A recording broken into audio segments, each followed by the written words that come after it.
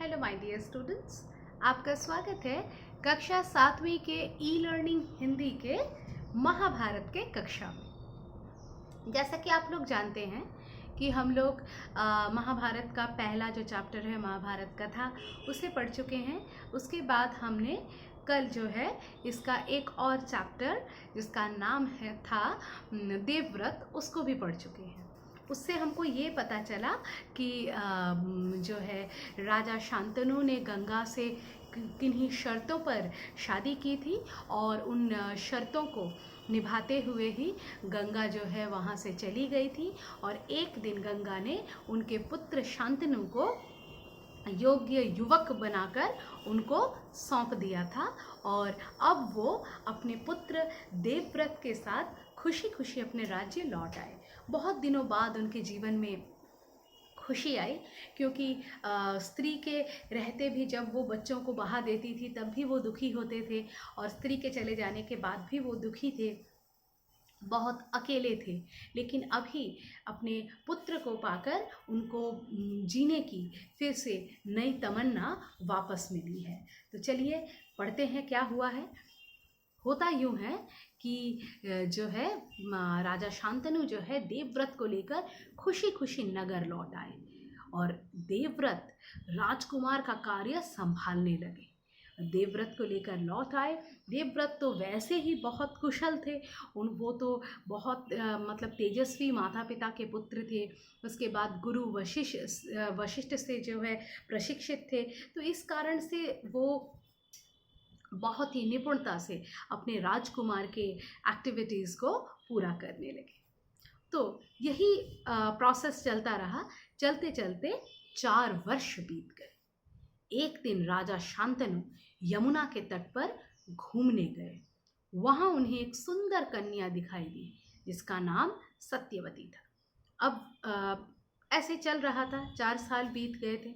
अब राजा शांतनु एक दिन गंगा नदी के किनारे जैसे पहले घूमने गए थे, यमुना नदी के तट पर घूमने गए और वहाँ उनको एक बहुत ही खूबसूरत कन्या नजर आई जिसका क्या नाम था, जिसका नाम था सत्यवती।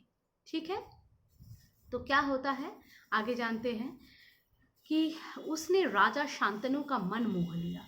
राजा ने सत्यवती से प्रेम याचना की। अब वो सुंदर कन्या उसको देखकर राजा जो है मोहित हो गए और उन्होंने जो है सत्यवती से प्रेम निवेदन किया, प्रेम याचना किया, मतलब उन्होंने अपने प्रणय प्रस्ताव को जो है उसके सामने रखा।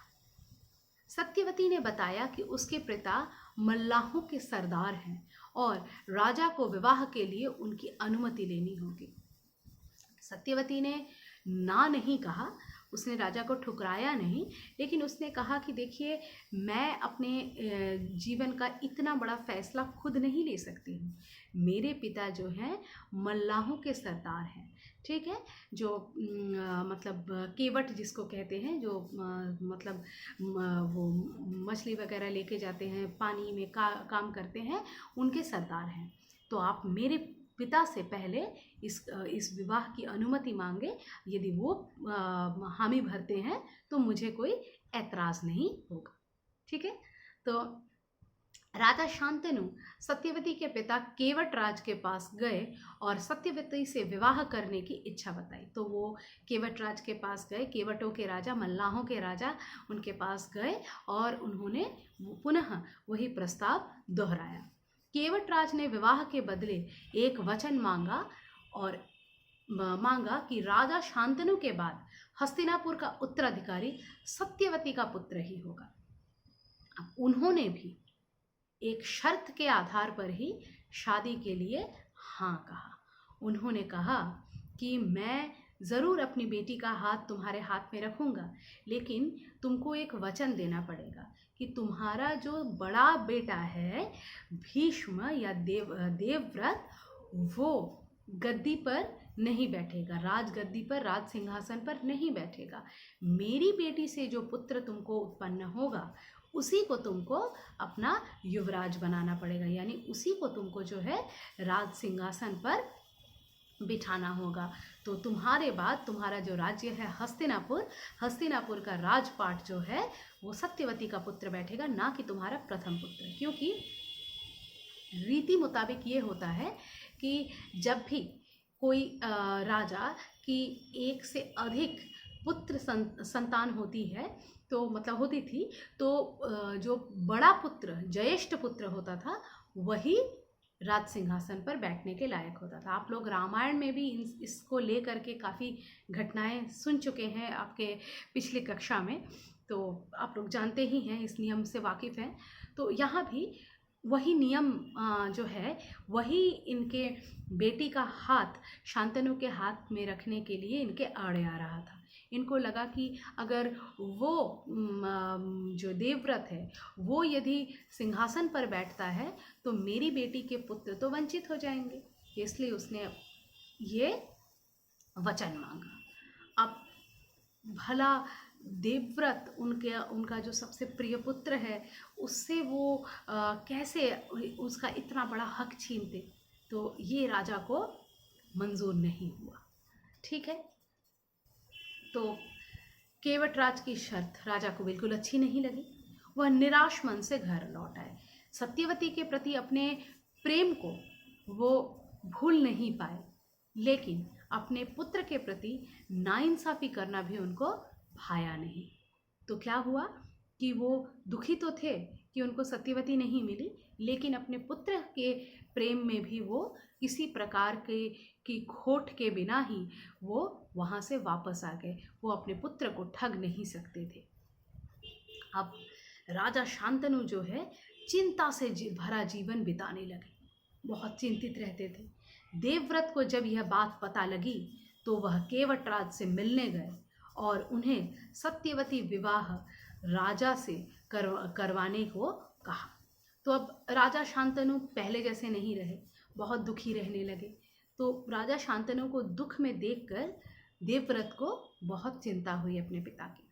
उसने किसी तरह से पता लगाया कि ऐसी ऐसी घटना घटी है, तो वो जो है केवटराज के पास चला गया उनसे मिलने, और उन्होंने सत्यवती से विवाह करवाने के लिए उनसे कहा। बोला कि आप मेरे पिता जो राजा हैं शांतनु, उनसे अपनी बेटी सत्यवती का विवाह कर दे। तो केवटराज ने वही शर्त दोहराई। बोला कि बेटा आप ही तो हम इस शादी के आड़े आ रहे हो, हम तो आपके वजह से ही ये नहीं कर पा रहे हैं।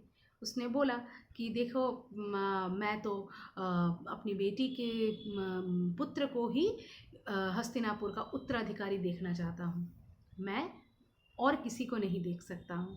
तो अगर ये शर्त मंजूर हो तो मुझे विवाह करवाने में कोई शंका नहीं है। तो क्या हुआ कि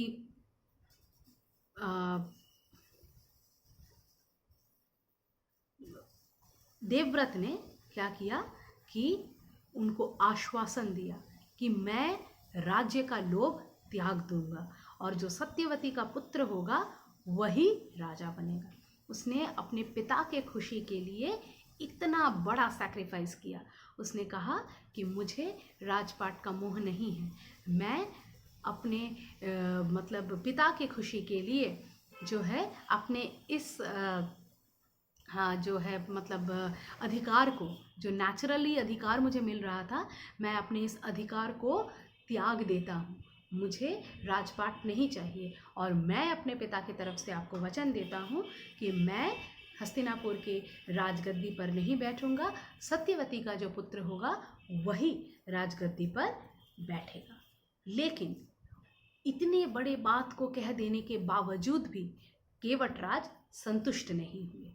उन्होंने कहा कि अगर देवव्रत के पुत्र ऐसा ना माने और सत्यवती के पुत्र से राज्य छीन ले, तो अब देखो जो ये है देवव्रत है उसकी उम्र तो ज़्यादा है और सत्यवती का तो अभी ब्याह भी नहीं हुआ है, तो फिर देवव्रत की शादी तो पहले हो जाएगी।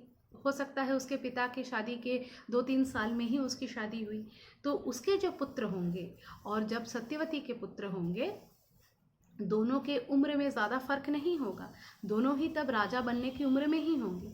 तो वो कहते हैं केवटराज कि तुम तो वचन दे रहे हो कि तुम राजगद्दी छोड़ दोगे, तुम राजगद्दी नहीं लोगे, लेकिन अगर तुम्हारे पुत्र ने सत्यवती के पुत्रों को इस अधिकार से वंचित किया तो, अगर तुम्हारे पुत्र जो जब होंगे वो अगर सत्यवती के पुत्रों को राजा रूप में नहीं बैठने दे और लीगली तो उन्हीं तुम्हारे पुत्र को ही राजा बनना चाहिए, तो वो अगर ऐसी जिद कर बैठे तब तुम क्या करोगे? तो तब उन्होंने क्या किया, सबसे बड़ी बात जो है यहाँ महाभारत की, उन्होंने एक प्रतिज्ञा की। उन्होंने प्रतिज्ञा की कि मैं आजीवन ब्रह्मचारी रहूँगा, मैं कभी भी शादी नहीं करूँगा और अपने जीवन को ब्रह्मचारी के रूप में ही बिताऊँगा। तो यदि मेरी शादी नहीं होगी, मेरे बच्चे नहीं होंगे, तो माता सत्यवती को और उनकी संतानों को घबराने की कोई आवश्यकता नहीं होगी। और अपनी इसी कठोर प्रतिज्ञा के कारण ही देवव्रत का नाम भीष्म पड़ गया। और फिर क्या हुआ? भीष्म प्रतिज्ञा क्यों कहते हैं? क्योंकि ये एक भीष्म यानी भीषण प्रतिज्ञा है, बहुत ही कठोर एक भीषण प्रतिज्ञा है, और इसको लेने के कारण ही उनका नाम भीष्म पड़ा।